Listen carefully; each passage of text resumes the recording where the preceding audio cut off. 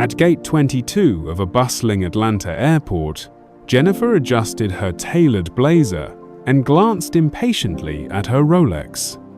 A partner at a top New York law firm, she carried herself with the practiced confidence of someone who had earned every stripe, at least in her eyes. The gate agent called boarding for row 12, and she strode forward, Starbucks in hand, heels clicking on polished tile. Settling into her aisle seat in first class, Jennifer barely glanced up when a man in worn combat boots and a faded army jacket took the window seat beside her. His duffel bag was scuffed, his hair freshly trimmed, but his presence quiet and unassuming made her stiffen. Figures, she thought, her lips tightening. As the plane ascended, she sighed audibly when he politely asked to adjust the air vent. "Can't catch a break, huh?"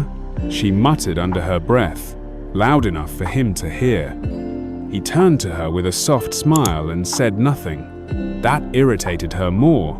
To Jennifer, men like him always seemed to expect a pat on the back just for wearing a uniform. She had no time for sentimentality stories. Not today. Not ever. The plane had barely lifted off the ground when Helen let out a sigh loud enough to turn heads. She glanced at the man beside her, his uniform pressed, his boots scuffed, a small photo clutched gently in his hand. "Let me guess," she muttered, not bothering to lower her voice. "Off to save the world and collect a few thank yous on the way?" The soldier, calm as a quiet lake, tucked the photo into his pocket and responded, "No, ma'am. Just visiting my daughter in Boston Children's Hospital." Helen scoffed. "Of course, pulling the sympathy card already. Look, I get it. People eat that stuff up. Discounts, early boarding, applause in airport sits, all a bit much." The man's gaze didn't waver. "She's 6, he said softly. "She has leukemia. This might be the last chance I have to see her." But Helen waved a manicured hand. "Everyone's got a story. Doesn't mean you're owed the world." She turned back to her tablet, convinced he was just another player in an endless game of public pity. 2 days after that flight, Helen sat in her sunlit kitchen, sipping her usual black coffee and scrolling mindlessly through the morning news. Her thumb froze mid-scroll. There he was, Sergeant David R. Coley on the screen, standing in uniform beside a small hospital bed. His little girl, pale but smiling, clutched his hand. The headline read, "Wounded Veteran Battles for Daughter's Life After Saving 6 in Combat." Helen's stomach dropped.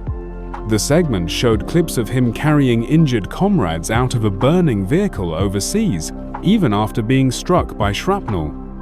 He'd been medically discharged, with ongoing therapy, and now split his time between working night shifts and sleeping in hospital chairs just to be near his daughter. The reporter's voice echoed. "Sergeant Cole never asked for help, never sought attention. He says he's just doing what any father would do." Helen blinked. Her ears rang with shame. Every word he had spoken on the plane was true. He hadn't been looking for sympathy, he had been surviving, quietly, bravely. And she had judged him without ever knowing his name. Helen's hands trembled as she set the coffee cup down. Her mind replayed their encounter on the plane over and over. She had been so quick to judge, so harsh, letting her own prejudices shape her thoughts without knowing a single thing about him. The more she thought about it, the harder it became to breathe. The tightness in her chest felt like a weight she couldn't lift. She stared at the screen again. There, in the quiet hospital room, Sergeant Cole was holding his daughter's hand with such tenderness, such love. His weary eyes, lined with pain, still held a lighter hope that she had missed entirely on the plane. She remembered his quiet demeanor, his faint smile, and how she had dismissed him as nothing more than a, typical soldier without a second thought. Now, She couldn't escape the crushing wave of guilt. Her previous words, those passive-aggressive jabs, bounced in her head like an echo that wouldn't stop. "Doesn't he ever want more?" she had sneered.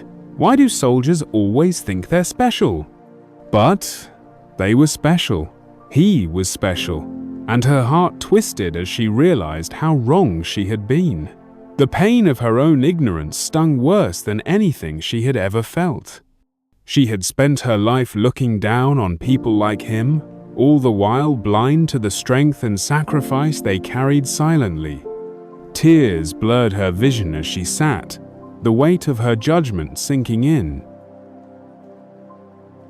Helen sat in the quiet of her apartment, the news segment still running softly in the background. Her eyes were red from crying, but in the stillness, she felt a sense of clarity she hadn't known in years. The shame was still there, but so was something new, a deep, quiet desire to make things right. She knew she couldn't take back the words she'd said, but maybe, just maybe, she could find a way to show him and others like him that she understood now.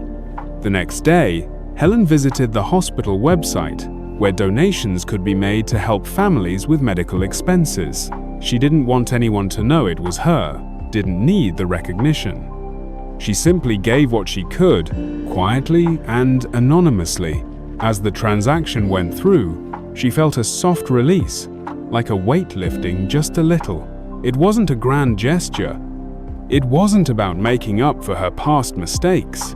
It was about taking one small step toward doing better, toward living with a little more grace. Weeks later, she found herself on a morning walk, the sun still low, casting a golden glow across the streets. She passed by a small homeless shelter, and for the first time, Helen didn't look away. She paused, offering a small smile to the woman sitting outside.